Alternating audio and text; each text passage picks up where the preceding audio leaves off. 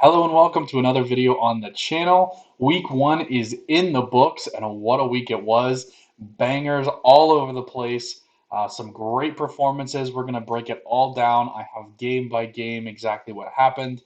I have a couple players to watch from each team as well. So we're going to hop straight into it and get started here. So the first game that we're going to go to, Houston against San Jose. Houston got the 2-1 win, highlighted by the Wando miss at the end of the game, a wide open net, and he could not put it on frame to tie the score.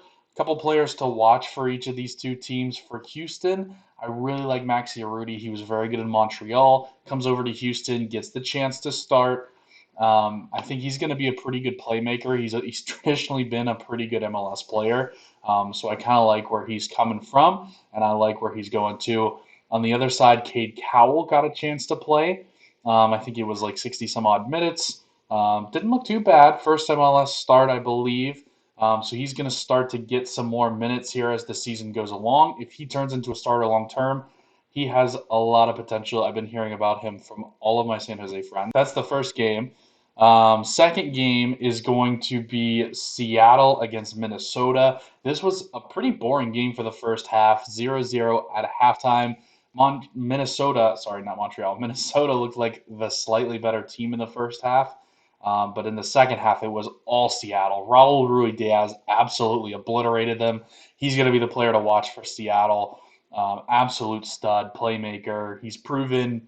Everybody knows that he's going to be the guy. Even without Jordan Morris, he proves he can still be that guy. For Minnesota, I really liked what Robin Law did. Had a couple good chances, hit the post on one occasion, and was kind of all over the place winning challenges.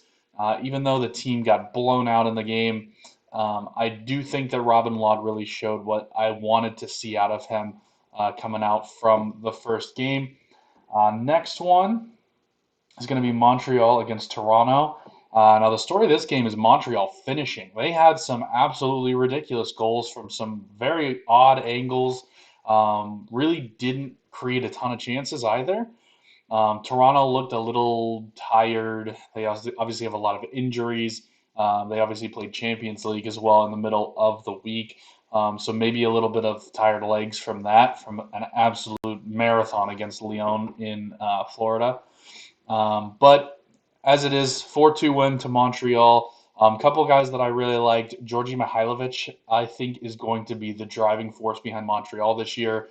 Was in Chicago, promising young player, got a chance with the U.S. national team. Didn't really work out in Chicago, doesn't have any playmakers around him.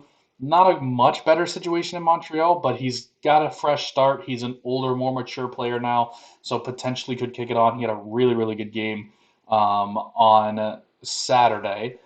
And then the other one, also for Montreal, that I want to keep an eye on is Mason Toye or Toy.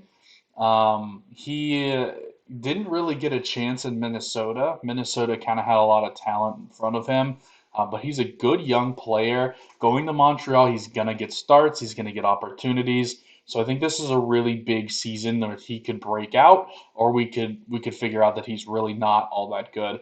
On the other side, Michael Bradley had kind of the best game. Again, Toronto looked kind of tired almost, and they have a ton of injuries. They have like 6 or 7 guys out hurt.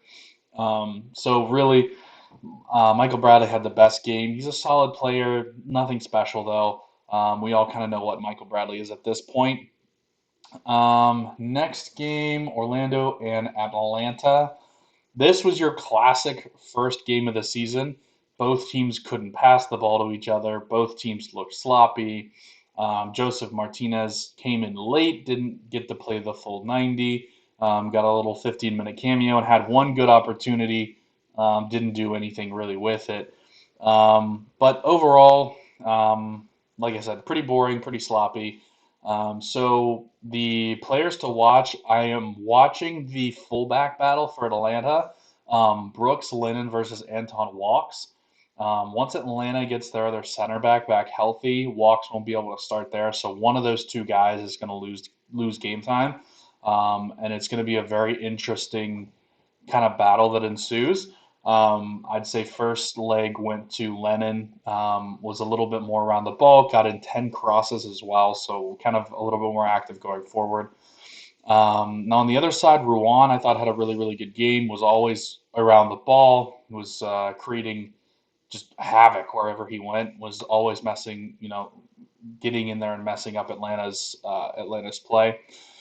Other than that, not much from that game. Really kind of a boring 0-0 game. Next one, LAFC against Austin. 2-0 to LAFC. Very weird thing happened about 25 minutes in. Vela got a little bit of a knock, came off to the side, and apparently Bob Bradley thought he wanted a substitution, so substituted his best player in the 25th minute. And Vela was a little perplexed and went to the locker room. So something to keep an eye on there if there's maybe some tension between the two moving forward. Um, but other than that, Austin's first game in MLS, they looked like they could probably hang a little bit. They weren't getting blown off the ball per se. They were pretty good in midfield, but they didn't have that final third. They didn't have that killer. I don't think Danny Hosen is the answer up top. So I think they maybe have to make a few more additions to that team to really be a competitive team. But I don't think they're going to get, blown out and have a Cincinnati season. I think they could be pretty competitive. So the players to watch from this game, LAFC goalkeeper Cicinega, I think is how you say his name. He's really, really good. They cut, I'm trying to think of his name, Vermeer, I think is his name. They cut the other goalkeeper that was kind of in competition to start. So Cisnega, it's his job now, and he looked fantastic, made a couple good saves. Um, and then on the other side for Austin, I think the player to watch is definitely Alex Ring. He was everywhere around the ball. Austin won't have a lot of the ball, and I think a lot of it is going to go through Ring. So he's coming over from NYCFC. He's a very important player for them.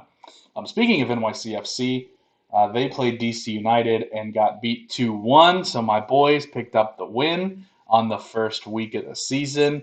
To be honest, maybe not deserving of a win, but sometimes that's the way the chips fall. DC a little bit lucky, hit two really, really nice goals from way outside the box to beat a good goalkeeper in Sean Johnson.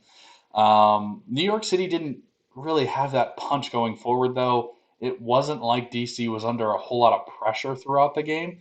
And DC did create some chances, but DC is just not very good right now. They were like 58% passing for the whole game, which is just horrible. I mean, touches were going everywhere. It was a classic kind of first game. But then they have those two kind of moments of brilliance that kind of bailed them out at home.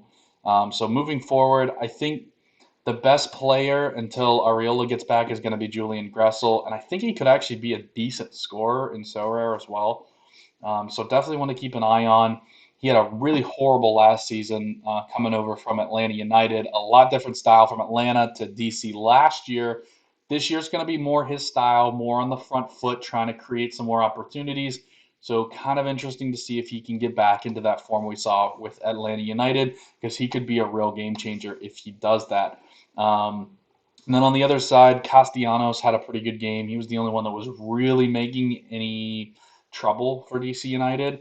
Maxi Morales and Castellanos were the only two that really had any bite to them. But overall, like I said, a little bit lucky. New York City, maybe unlucky, but didn't really threaten as much as they could have. So obviously super happy with that as a DC United fan. Next game, Colorado and Dallas, another 0-0. So this one was a story of the goalkeepers. Maurer for Dallas looked like one of the best goalkeepers in the league, made a couple really, really nice saves. And then Brezen actually had a really, really good game. Put up 100 on the Sorare chart there. He was winning duels everywhere. So he had a really nice game. The other side, Barrios had a nice game playing against Dallas. Barrios, obviously a longtime Dallas player. First game for Colorado is against Dallas, and he had a pretty nice game. But classic Barrios, created chances but couldn't finish them. Two, three, four chances that were pretty decent, maybe like half chances, but he Didn't put away any of them. Now, some of that was down to Maurer being very good. Some of that was because it's just Barrios. The guy to keep an eye on going forward, I think, is Jack Price for Colorado. Still only 28, I believe, 29. He takes all their set pieces, and he's very dangerous on the set pieces. He's burned DC a couple of times on the set pieces, but overall, just a very defensive game there. Next one is going to be Kansas City against the New York Red Bulls. So this was a kind of an odd one. I think the big things to watch here, New York's midfield traded for Frankie Amaya. He wasn't on the roster today, or not today, Saturday. They have Florian Valot, who came on as a sub, who's been a starter for them in the past. But obviously, the one to watch is Caden Clark. Kid is outstanding. Came on at the end of last year and started really making a name for himself. Now, week one, scores an opening day goal, which was a fantastic goal as well. Great reactions in and around the box. Definitely one to watch. And the odd thing there is he actually does not have a Sorare card yet. So when the new cards come out, he'll be, I'm sure, one of the main targets for a lot of people. The other ones to watch for Kansas City, I thought the best player was Ismet Marin. He's a new signing for them, playing center back. He also doesn't have a so rare card, so I guess this game I could have just skipped because neither one of these players has a so rare card. But he came in, looked the part, played very, very well, and kind of bossed the game around. Was breaking up all kinds of Red Bull attacks. So he had a good game. Next up is Chicago and New England. 2-2 draw between these two teams. I think both these teams could be pretty good, based not just based on this game. I thought this before the game, but based on the game itself as well. Chicago jumped out to an early lead, 2-0 in the first maybe 11 minutes, and then New York pounded right back.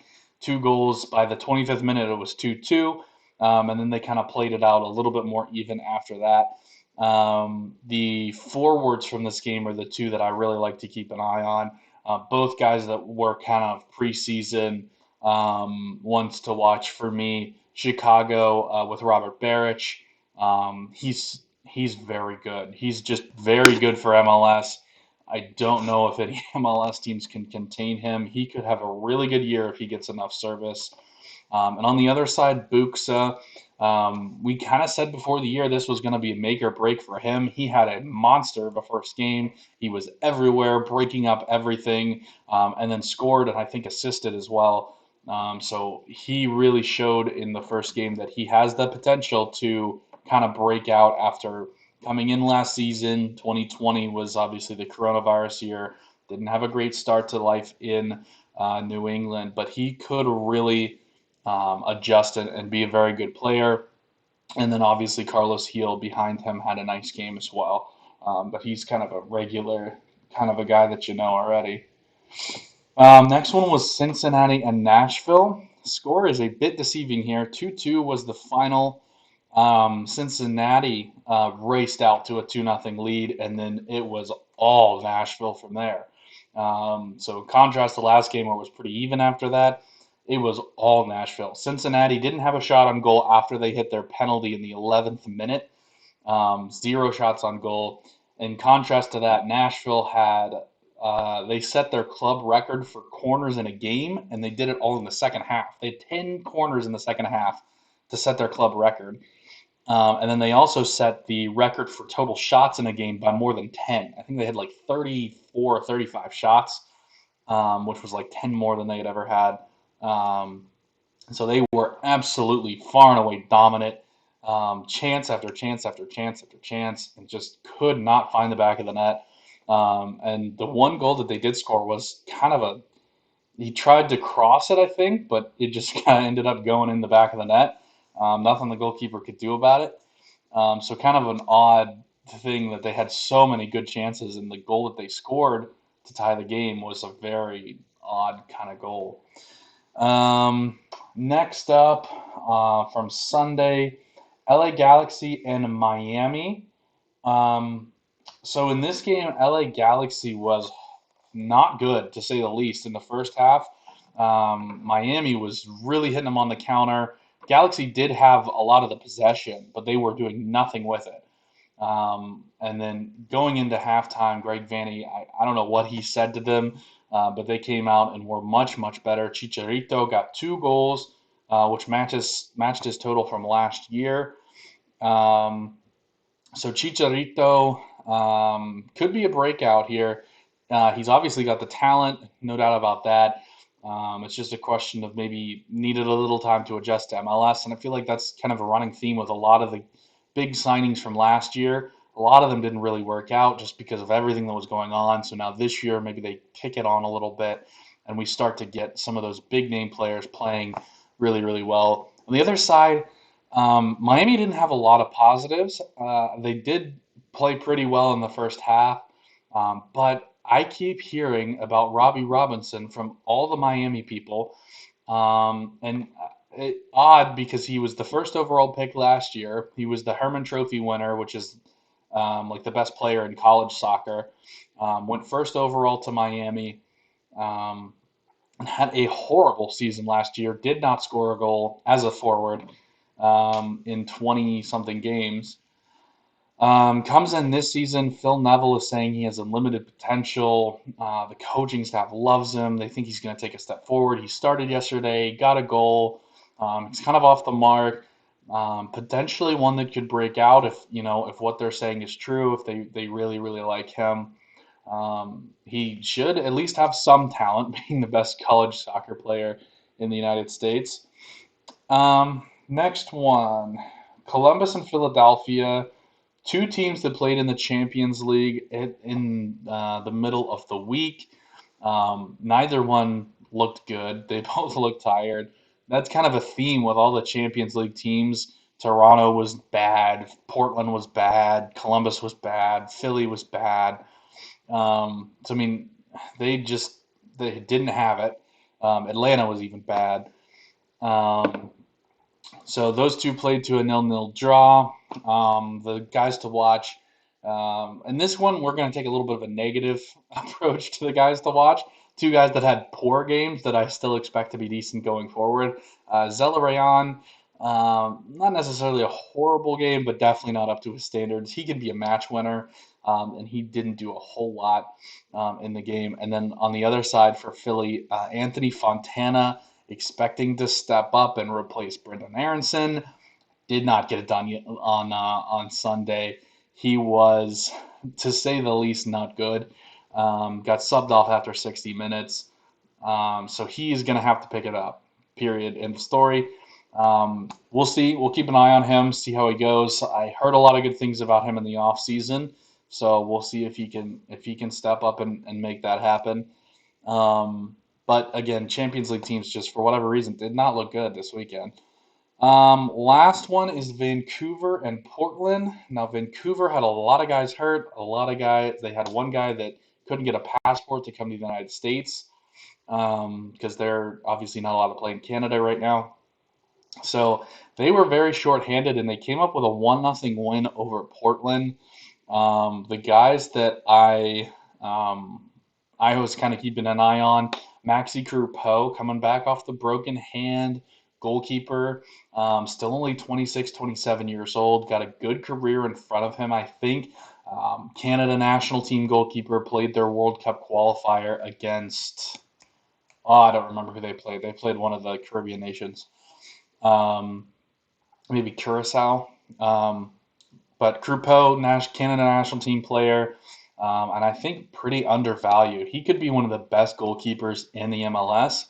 One thing, especially on Sorare, Sorare has a pretty hefty weight towards sweeper keeper, and Crepeau came out and swept up a couple different times against Portland. So that's kind of his style of play. So I think he could be one of the best keepers in MLS anyway, and then an even better Sorare scorer because he fits the style that they kind of look for. Cavallini also had a very good game for for Vancouver. Forward got a goal, was everywhere, breaking up everything, high pressing, doing all kinds of things. A guy to watch for Portland moving forward was cut from the U23 U.S. national team squad, and a lot of people were not happy about it. They think he could have made a big difference. Eric Williamson. He played a decent game, not his best game by any means, but definitely one to keep an eye on. And also, Vancouver actually kind of got robbed a little bit. Dejome, I believe is his name. He scored a goal that was completely fine, free kick goal. VAR reviewed it and somehow came up with an offside for a player that was not part of the play at all. So kind of a very odd situation there. So Dejome should have scored. So just kind of keep that in mind. One other note from the games this past weekend: DeJuan Jones of New England got a red card right at the end of that game. So if you do own him, don't start him next week. He'll be suspended, but potentially a good buy low on him if you are looking to purchase. He has dipped to like 0.06 ETH maybe, which is pretty decent for a starter. And I think he's only like 22, 23 years old. Don't think he's got any long-term issues. Just don't start him next week. So again, potentially a buy low on DeJuan Jones of the New England Revolution. Other than that, I think that's going to pretty much wrap up our recap of MLS Week One. Um, Really, really good week. Like I said, a ton of great goals. There's some real highlight reel goals. Definitely go on MLS.com or MLSsoccer.com and check out some of these highlights because some of these games were absolutely insane. Seattle had a couple really good goals. DC had a couple really, really good goals. Cincinnati and Nashville had some cool goals as well. So definitely check those out. But that's going to wrap up the video for today. I appreciate you guys watching. If you have any comments, feel free to leave them in the comment section below. And until the next time, Vamos United.